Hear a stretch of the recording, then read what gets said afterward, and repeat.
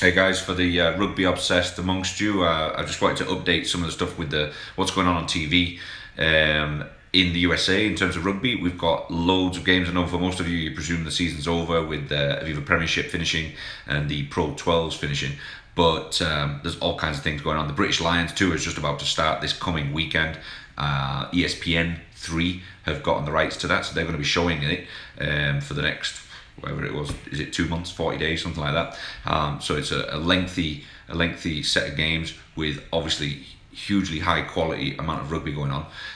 But also keep in mind that the Southern Hemisphere is still playing their Super Rugby. So you've got all the teams from South Africa, Australia, New Zealand, and obviously the two teams from Japan and Argentina. They're all still playing. That's something you can watch as well. ESPN3 did get the rights to that as well. So you've got, let me see, I'll run through it if you like. You've got Friday night, 10:35 p.m. You've got Crusaders against the Highlanders. That's going to be an absolute corker. Two of the best teams in the Southern Hemisphere for me. Then you've got 1:05 Saturday morning, so going past midnight. You've got the Chiefs and the Waratahs. 3:30 is the Barbars, the New Zealand provincial Barbarians against the British Lions. Big game. I'm staying up for that. Brumbies against Rebels at 5:45 a.m. And then if you can stay awake this long, 7:55 a.m. Saturday morning is the Western Force against the Hurricanes.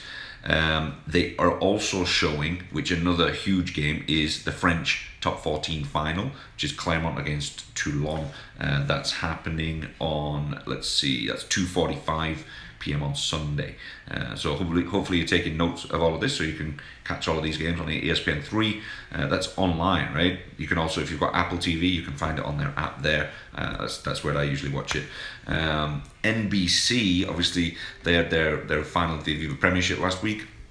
But this weekend they're showing the CRC. CRC is the college competition for sevens in the USA. So very high standard of rugby. It's televised. It's going to be in a stadium there. It's going on Friday, Saturday, and Sunday. But NBC are going to be showing it Saturday 5 p.m. to 6 p.m. From what I can tell on the schedule at that time in the stadium, Arizona State are going to be playing against UCLA. And then you'll probably also be able to catch Cal Berkeley against University of Delaware within that 5 till 6 spot, unless they're just doing highlight. But I got the impression that it was live, so that's what you should be able to catch. Sunday at 1 p.m. It's not showing me what games have been playing, because I presume it's going to be finals at that point on the Sunday, 1 p.m. again on NBC Sports Network. So that's live. So if you've got NBC Sports, you're good to go. If you're abroad, you guys that are Athletes USA clients of mine that are potentially coming in to play college rugby in the USA over the next year or two, if you can catch games on NBC Sports Network abroad somewhere, those games are going to give you a good idea of the standard of play here. So it could be interesting for you to take a gander at that one. I want to get into a little bit about the British Lions selection. Warren Gatland actually took a lot more players this year for this tour in comparison to the Australian tour. He's going with 41 guys. So the team that's been picked for this first Barbars game, which pretty much is a friendly, but the Barbars will take it serious. They're not going to play around. You've got Joe Marler and Sinclair, two England prop forwards, with Rory Best, the experienced hooker from Ireland, in between them. And then you got Mako Vunipola, Jamie George, and Tad Furlong all sitting on the bench waiting to come on. So that's their replacement front row. You've got Alan Wynne-Jones and Ian Henderson at 4 and 5 in the second row. Cruis on the bench to cover for those guys, the English second row that's had a few injuries this year, but looks like he's back on track. Moriarty has got the nod at number 6.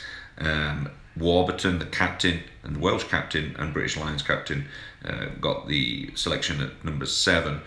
Very glad to see him getting picked. I know last tour with the British Lions he didn't get into the team until later on due to an injury that he was coming back from.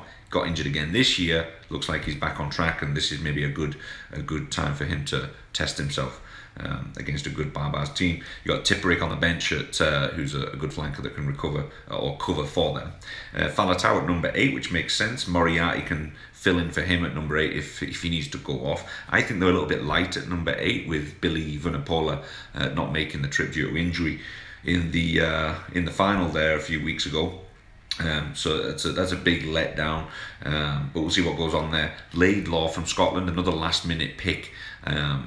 by Warren Gatland due to Ben Youngs, the English scrum half, not being able to travel, is something that I was surprised at, but I think he's in there today. They've got Conor Murray that's not making the team at all. For me, is the best scrum half, but maybe they're just they want to test out some new combinations while they can before they get to the obviously all important All Blacks test.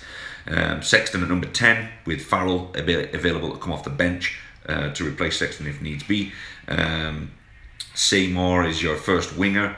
You got Teo at inside centre, Jonathan Joseph at outside centre, the England combination. Watson is the other winger.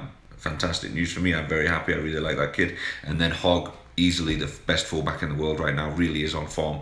The Scotland fullback is going to be number 15 to start. Huge amount of good quality players that aren't even in this team for this week.